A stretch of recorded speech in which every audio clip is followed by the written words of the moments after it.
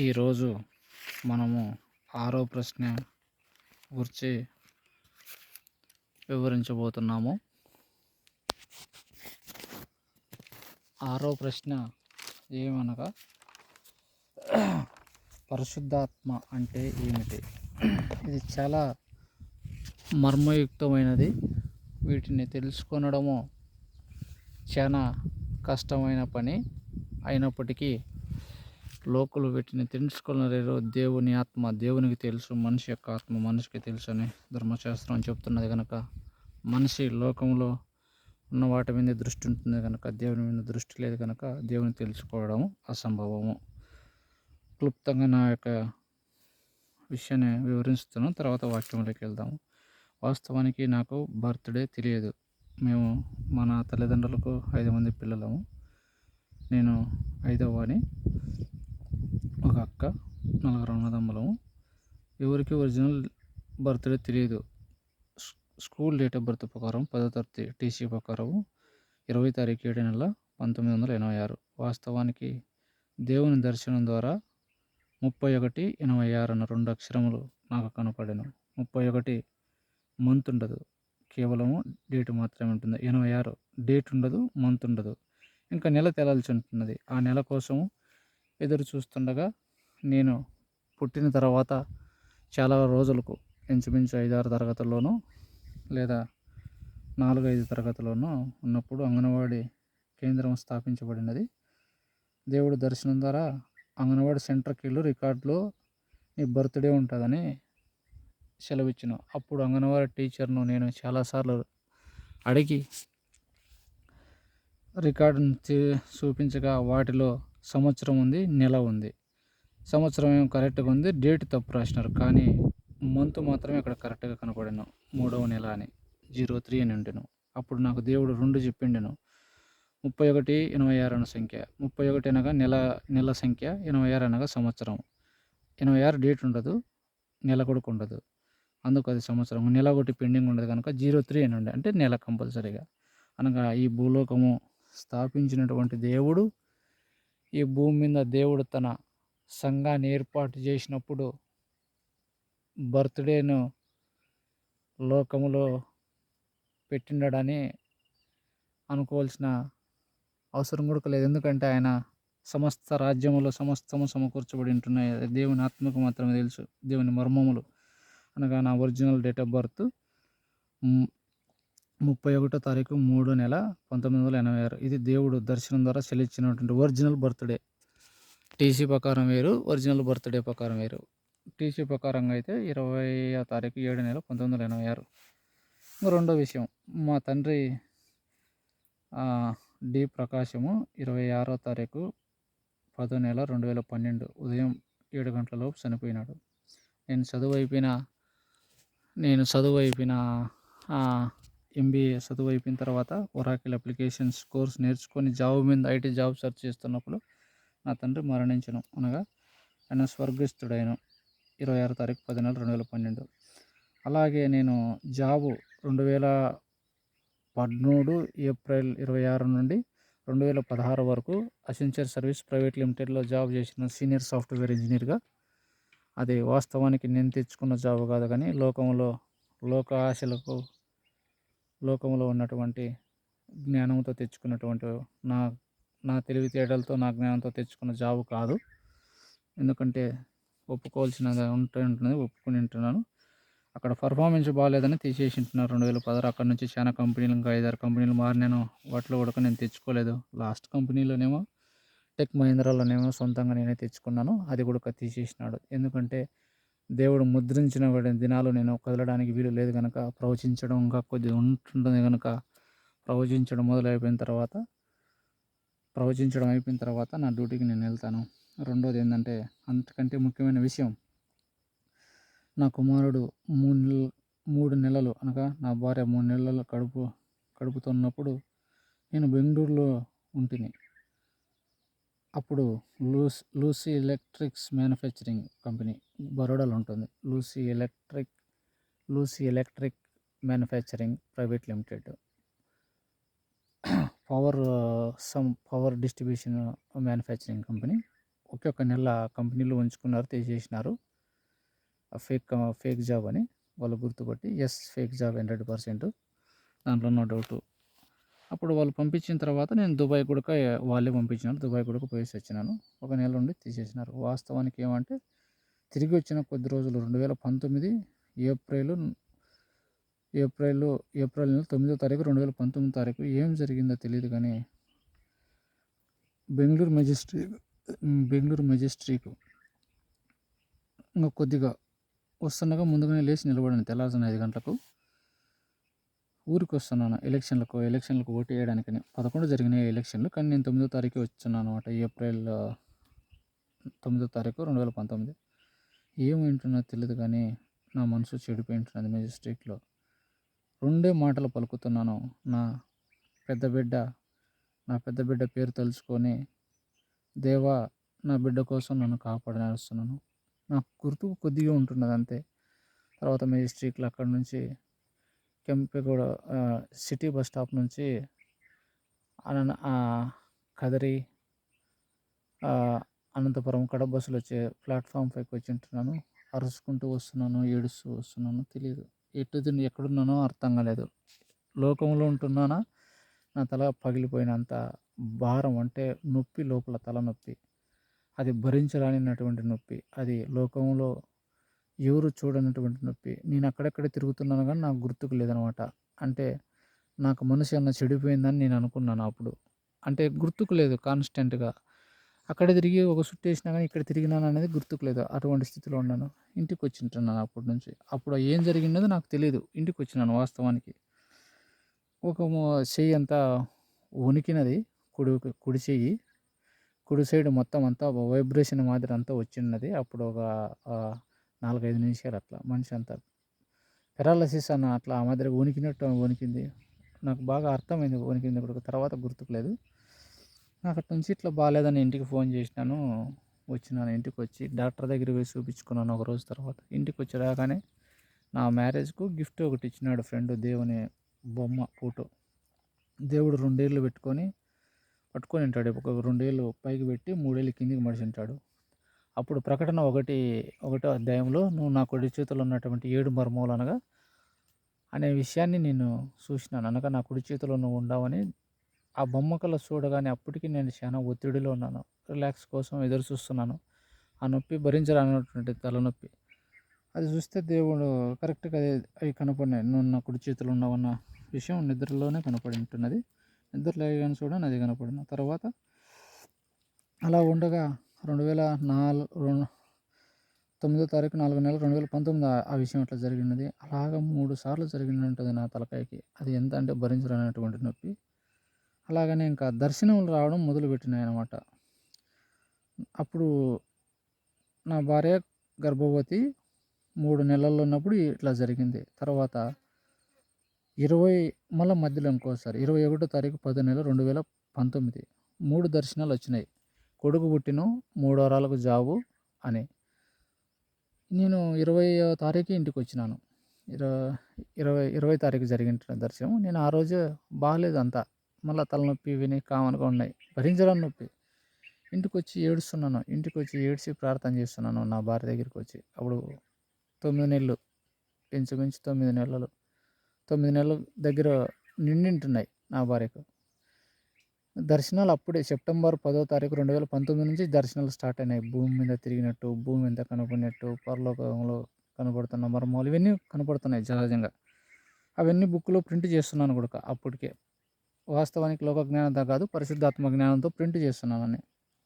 తర్వాత ఆ సమయంలోనే ఒరాకిల్ హ్యూమన్ క్యాపిటల్ మేనేజ్మెంట్ అని ఒరాకిల్ యూనివర్సిటీ వాళ్ళు ఇన్స్టాన్స్ ఇచ్చారు. దాదాపు అది ఆ ఇన్స్టాన్స్ మనం డబ్బులు కట్టి నేర్చుకోవాలి.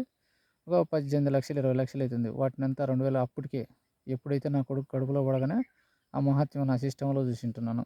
అది నాకు మాత్రమే తెలుసు, లోకానికి తెలియకపోయినా పర్వాలేదు. అంత విలువల ఇన్స్టాన్స్ నాకు ఇచ్చినాడు. నేను బెంగళూరు హాస్టల్ నుండి చదువుకుంటూ ఆ దర్శనాలని రాసుకుంటూ ఉండేవాడిని. తర్వాత ఇంటికి రాగానే 20వ తారీఖు వచ్చినాను. 2020 తారీఖు 10వ నెల 2019 ఇంటికి రాగానే హాస్పిటల్కి పోగానే కుమారుడు జన్మించను. అతను పరిశుద్ధాత్మ. అంటే నా శరీరం, ఎందుకంటే నేను 9వ తారీఖు 4వ నెల నేను ఆత్మయందు మృతి నొందింటున్నాను. ఆ విషయం నాకు నిదానంగా తెలిసింటున్నది నేను చనిపోయింటున్నానని. తర్వాత కొద్దిగా ప్రల్లాంగ అయిన తర్వాత అర్థమైంటున్నది నేను ఆత్మయందు ఆత్మవశుడై ఉన్నానని. ఎందుకంటే నా శరీర ఇచ్ఛల నుంచి, భార్యాభర్తల నుంచి కలయికతో నాకు కుమారుడు పుట్టలేదు గానీ పరిశుద్ధాత్మతో పుట్టింటున్నాడు. ఆయనే దేవుడు తండ్రి కుడిపార్శ్వన, అనగా నా కుడిపార్శ్వన ఉన్నాడని ఇప్పుడు ధర్మశాస్త్రం తెలిసిన తర్వాత, ఎందుకంటే శరీరధారి కదా, అవన్నీ ఆయన దర్శనాల ద్వారా ఆ 3 రోజులు ఈ లోకంలో ఉండి మరణించెను 31 తారీఖు. ఆయనే సమస్తము నాకు ఈ లోకంలో ఉన్న మర్మములు తెలియజేస్తున్నాడు. అలాగనే నేను వాటిని గ్రహిస్తూ ప్రింట్ చేయడం జరిగినది బుక్ యందు, ఆత్మగ్రంథం అంటే జీవగ్రంథం నందు. ఆయనే చనిపోయింటున్నాడు, మొదటిసారిగా మెస్సీగా ఈ లోకానికి వచ్చినాడని చాలా సార్లు వివరించుంటున్నాను. ఆయనే పరిశుద్ధాత్మ దేవుడు, త్రిత్వమైనాడు, ఆయనే తండ్రి, కుమార, పరిశుద్ధాత్మ దేవుడని. అందుకు సెప్టెంబర్ 10వ తారీఖు 2019 ద హౌస్ ఆఫ్ గాడ్ అనే ఒక పేజ్ కూడా క్రియేట్ చేసినాను నా ఫేస్బుక్ అకౌంట్లో. అలాగనే ఈ విధంగా జరిగినది. 15 తారీఖు 16 తారీఖు 3/2021 ప్రకటన గ్రంథం ప్రకటన 1 మొదటి ప్రకటన 1వ అధ్యాయము 5వ వచనము. నమ్మకమైన సాక్షిని మృతులలో నుంచి వచ్చినాడు, భూరాజులకు అధిపతి అని ఉంటుంది. ఆ వాక్యం చూసి నేను ఫోన్ చేసింటాను, నేను పరిశుద్ధాత్మను ఇలాగ ఏదేదో జరుగుతుంది నాకు తెలియదని ఇంటికి పాస్టర్ గారికి ఇంకా 2-3 తెలిసిన వాళ్ళకు చేసినాను. వాళ్ళకి అర్థం కాలేదు. తర్వాత నేను పాస్టర్ గారితో, నేను పరిశుద్ధాత్మను అంటే నీకు మహిమ ఏమన్నా చూసినావా, ఏది మహిమ చూపెట్టని అడిగినాడు పాస్టర్ గారు. నేను వాస్తవానికి మహిమ అంటే ఏముందంటే, ఏం మహిమ అని చూపెట్టాలంటే నాకు ఒరాకిల్ హెచ్సిఎం ఇన్స్టెన్స్ ఇచ్చినాడు అనుకున్నాను. ఎందుకంటే 20 లక్షలు నేను అప్పుడే దీని స్థితిలో ఉన్నాను కనుక నాకేం అవసరమో దేవుడు అది ఇచ్చింటున్నాడు. అందుకు అది డబ్బులు కట్టాలి, కానీ నా సిస్టంలో కనపడింది అదే అంత విలువ చేసేది.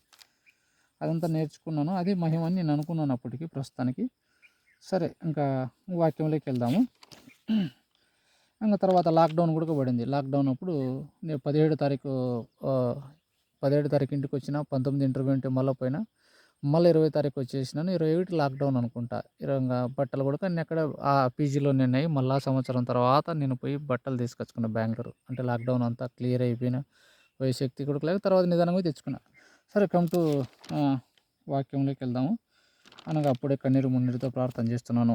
అపొస్తలుల కార్యం 1:18 పరిశుద్ధాత్మ మీ మీదకి వచ్చినప్పుడు మీరు శక్తి నొందుతారు. అవును, ఎప్పుడైతే దేవుని ఆత్మ నా పైన కుమ్మరింపగా నేను శక్తి నొందుతుని. ఏమి శక్తి నొందుతానంటే లోకానుసారమైనటువంటి ప్రాణం వెళ్ళిపోయింటున్నది. అనగా నా తల్లి తండ్రి నుండి వచ్చినటువంటి శరీరం ఉన్నప్పటికీ వారు ఇచ్చినటువంటి జీవం లోకానుసారంగా వచ్చినటువంటి ఆదాము నుంచి అబ్రహాం, ఇసాకు వారి నుండి పితరుల నుంచి జీవము మరణించున్నది. ఎందుకనగా ఒక మనిషిని కదా ఈ లోకంలో చేసిన దేవుడు. వారి లోకానుసారమైనటువంటి జీవం చనిపోయింటున్నది, కానీ శరీరం అయితే ఉన్నది. అంటే తల్లిదండ్రుల నుంచి సంభవించినది, కానీ చనిపోయింటున్నది. ఎందుకంటే దేవునిలో మృతి చెందినాను, అనగా ఆత్మవశుడై ఉన్నానని.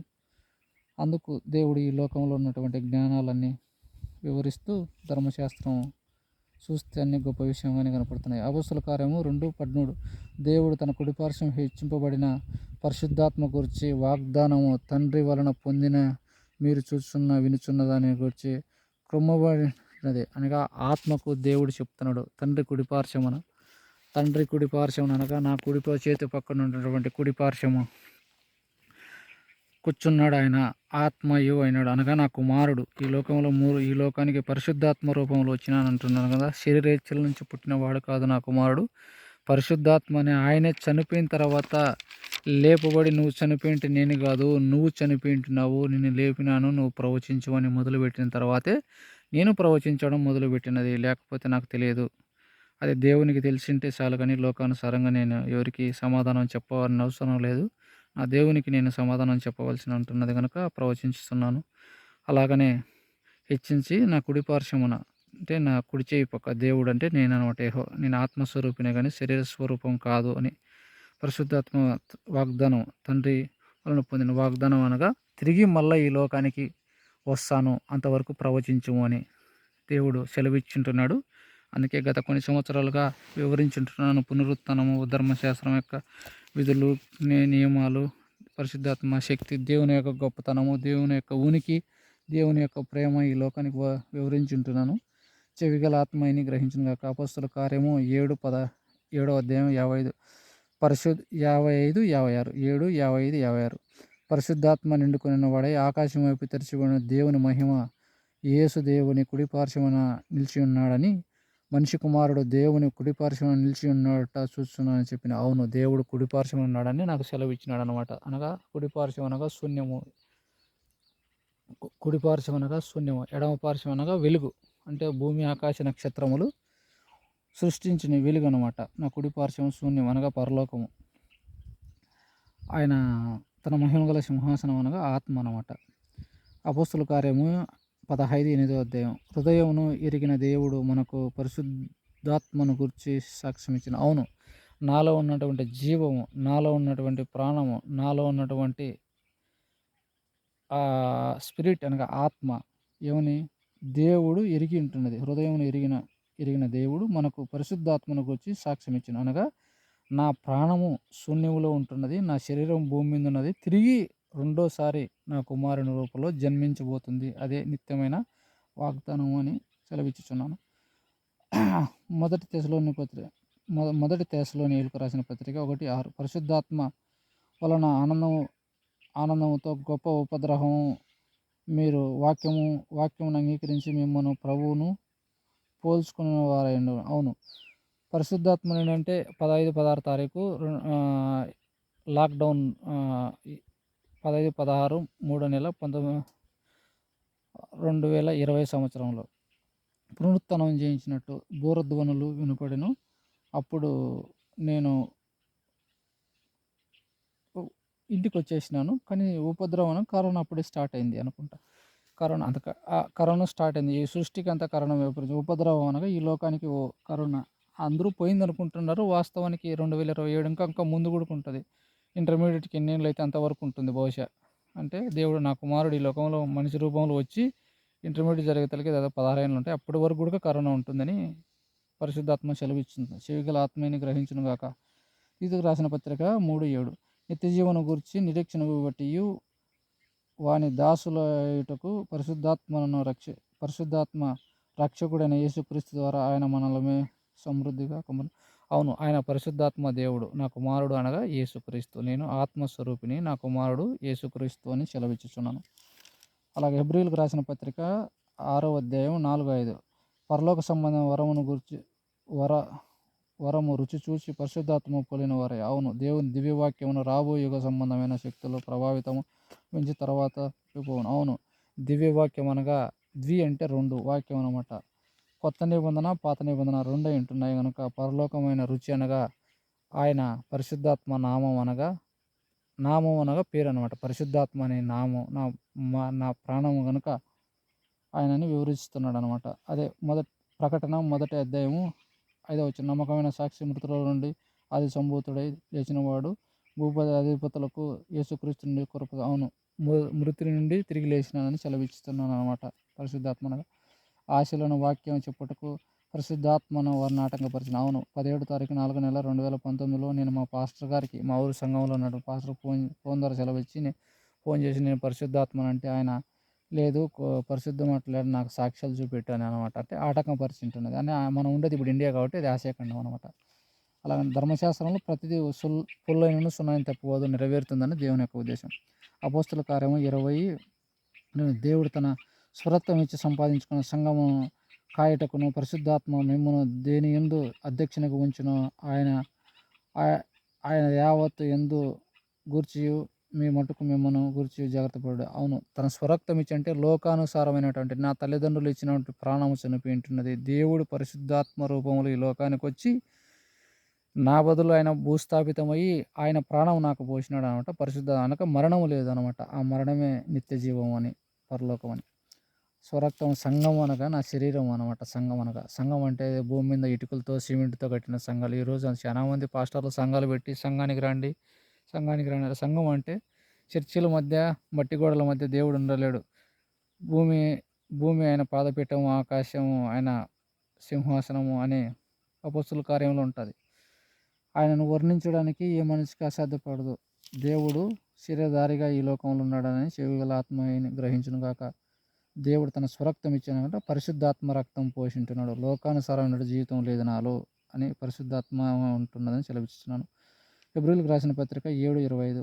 పరిశుద్ధుడు, నిర్దోషియు, నిష్కలంకుడు, పాపులలో చేరక ప్రత్యేకంగా ఉన్నవాడు, ఆకాశము కంటే మిక్కిలి హెచ్చైన ప్రధాన యాజకుడుగా సరిపోయినటువంటి వాడు. అవును, నాలో ఈ లోకానుసారమైనటువంటి ఏమీ లేదు. పరిశుద్ధుడు, నిర్దోషి, ఏ తప్పు చేయదు, నిష్కలంకుడు, ఎటువంటి అపరాధము లేదు. ఎందుకంటే దేవుని రక్తంతో కడగబడి ఉంటున్నాడు. అతనే ప్రధాన యాజకుడు. అంటే నేను ఇప్పుడు నా కుమారుడు చనిపోయి ఉంటున్నాడు, పరలోకంలో ఉన్నాడు. అంటే నా ఆత్మ పరలోకంలో ఉన్నది, ఆయనకు నేను యాజకత్వం భూలోకంలో వహిస్తున్నాను. అనగా ఈ శరీరం అనగా సంఘము, ఆయనకు యాజకునిగా ఉన్నాను. హెబ్రీయులకు రాసిన పత్రిక 8:2. అట్టి ప్రధాన యాజకుడు ఒకడున్నాడు, ఆయన పరిశుద్ధ ఆలయమును అనగా మనుషుల చేతగాక ప్రభువే స్థాపించిన నిజమైన గుడారముగా పరిచారు. అవును, నా కుమారుడు ఆత్మకు నేను పరిచాకుడు. అదే గుడారం అన్నమాట. భూమి మీద ఉన్నటువంటి గుడారం కాదు, సంఘము కాదు. గుడారం అనగా పరలోకం. వాటికి నేను యాజకుడైన ఉన్నాను, ప్రధాన యాజకుడే. రోమిలకు రాసిన పత్రిక 15:13. విస్తారంగా నిరీక్షణ గలవారు అయ్యి నిరీక్షణ గట్టుకు దేవుడు విశ్వాసం ద్వారా సమస్త ఆనందముతో సమాధానము మిమ్మల్ని నింపును గాక. హెబ్రీయులకు రాసిన పత్రిక 10:15. ఈ విషయమై పరిశుద్ధాత్మతో మీకు సాక్ష్యం ఇస్తున్నాను. అవును, నా కుమారుడు యేసుక్రీస్తు లోకానికి మొదటిసారిగా మెస్సీయగా వచ్చినాడు, తిరిగి రెండోసారి ఉంటున్నాడు. వచ్చేటప్పుడు ఆత్మలైన వారు మృతి పొందుతారు, వారి జీవగ్రంథం వారి పేర్లు రాయబడి ఉంటున్నాయి. ఇప్పుడు వరకు ముద్రింపబడినటువంటి వారి పేర్లు ఇప్పటికి బహుశా చాలా ఉంటున్నది.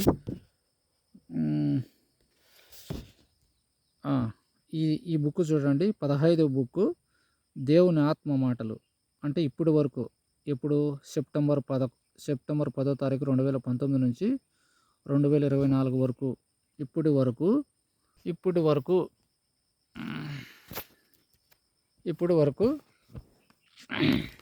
రాసినటువంటి బుక్. అంటే జీవగ్రంథం అనగా ఇప్పుడు చూపించినటువంటి బుక్ అనగా ఇక్కడ నా ఎదుట లేడు కనుక తిరిగి ఆయన ఈ లోకానికి వచ్చిన తర్వాత నెరవేర్చబోయేటువంటి పనులు, ఎవరైతే ఆత్మలు ఉన్నారో వాళ్ళలో పాలిటిక్స్, పాస్టర్లు, దేవుడు అని చెప్పుకుంటున్నటువంటి దేవుని నమ్మినామని చెప్పుకున్నటువంటి యూదావారిని మొత్తం సమస్తము ఆయా గోత్రంలో వారు ధవల సింహాసనం ముందు తీర్పు నిందింటున్నారు కనుక వాళ్ళు మృతే ఇంటున్నారు.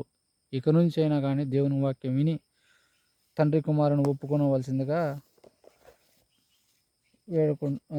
తండ్రి కుమారుని ఎరగవలసిందిగా, అనగా దేవుని యొక్క వాక్కును ఎరగాల్సిందిగా యెహోవా ఈ లోకంలో ప్రకటించుచున్నాడని ఎరగవలసిందిగా చెవిగల ఆత్మ ఎన్నుగాక. అలాగనే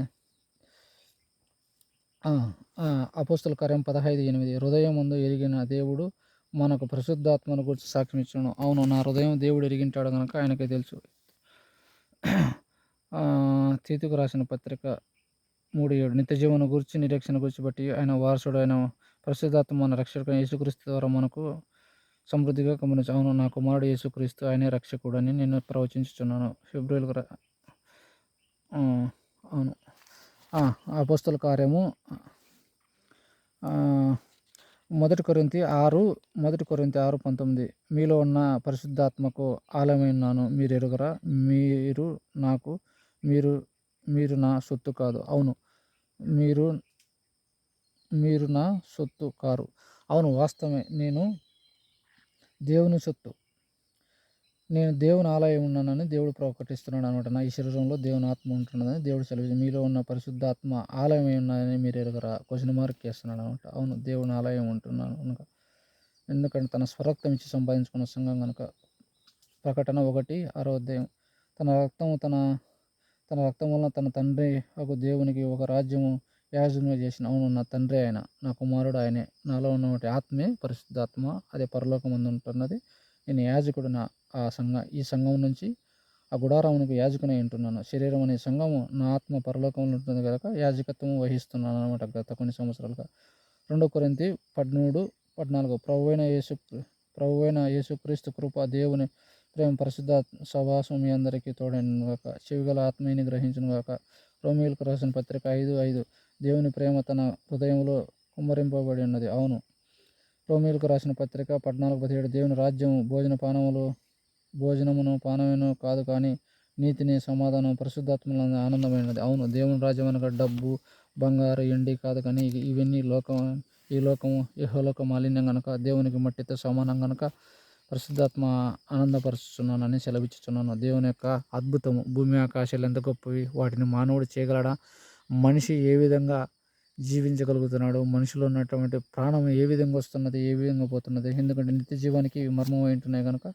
రోమీయులకు రాసిన పత్రిక 15:7 విస్తారమైనటువంటి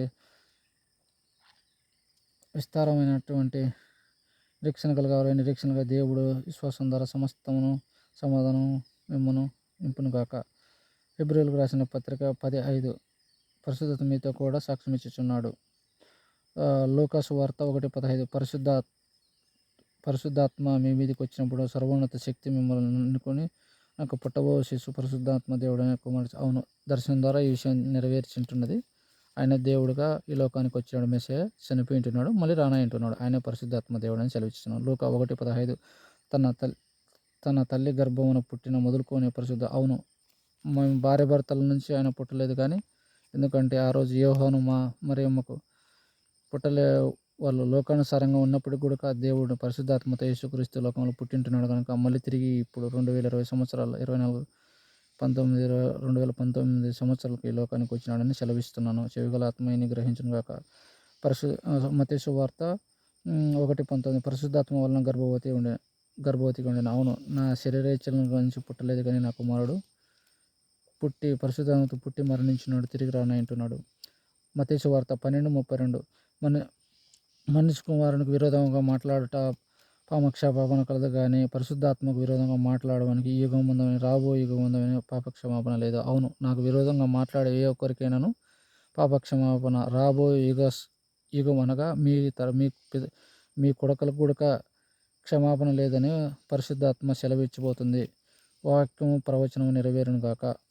మత్తయి సువార్త 28:19 తండ్రి యొక్క కుమారుని యొక్క పరిశుద్ధాత్మ నామములు వారికి బాప్తీసం ఇచ్చాడు. అనగా బాప్తీసం అనగా నీళ్ళలో మునిగి రొట్టె తినడం వల్ల బాప్తీసం కాదు, జస్ట్ అది లోకానుసారంగానటువంటి ఒరిజినల్గా బాప్తీసం అనగా యేసుక్రీస్తు రక్తంలో చనిపోయి తిరిగి లేవడం అనగా పునరుత్థానం జయించడం బాప్తీసం అంటే. అందుకు నేను రొట్టెని బల్లాన్ని నేను తీసుకోవడం లేదు, ఎందుకనగా నేను నిష్కలంకుడు నిర్దోషిని మనుషుల్లో చేరక ప్రత్యేకంగా. హెబ్రీయులకు రాసిన పత్రిక 7:26 ప్రకారము నేను తీసుకోవడం లేదు గత చాలా రోజుల నుంచి. అలాగనే లూకాసు వార్త 4:1 40 దినములు ఆత్మచేత అరణ్యంలో నడిపింపబడాను. 40 రోజులు కాదు, చాలా రోజులు నేను అరణ్యంలోనే ఉంటున్నాను. అది దేవునికి తెలిస్తేనే చాలు.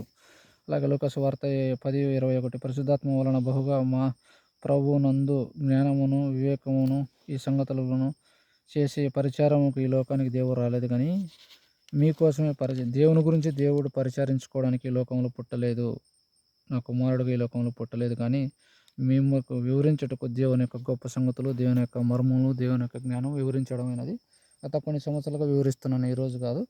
అలాగే యోహాను సువార్త 14:26 ఆదరణకర్తనగా తండ్రి నామమున పంపబో పరిశుద్ధాత్మ సమస్తమును మీకు బోధించు, నేను మీతో చెప్పు సంగతులను గూర్చి మీకు జ్ఞాపకం ఉంచుకును. అవును, చాలా విషయాలు చెప్పింటున్నాను, పరిశుద్ధాత్మ గ్రహించవలసిందిగా కోరుకుంటున్నాను. మార్కు సువార్త 3:29 పరిశుద్ధాత్మ విషయంలో దూషణచే ఉన్నప్పుడు క్షమాపణ నందక నిత్య పాపమును నాకు ఎవరైతే వ్యతిరేకంగా మాట్లాడుతుంటారో వాళ్ళందరికీ దేవుడు తెలిసింటుంది కాక నిత్య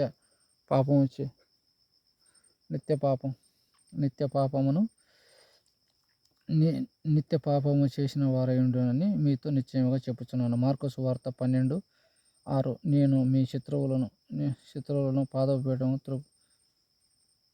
త్రొక్కు వరకు నా కుడివైపున కూర్చుని. అవును, నా కుడి పార్శ్వం ఉన్నాడు కాబట్టి శత్రువులు తన కాళ్ళ కిందనగా ఎవరైతే పాపం చేసి ఉంటున్నారో వాళ్ళు ఈ లోకంలో మట్టి పాలు కావాల్సి ఉంటున్నది కనుక ప్రతి ఒక్కరికి తీర్పు తీర్చబడుతున్నది కనుక చెవికల ఆత్మని గ్రహించిన కాక.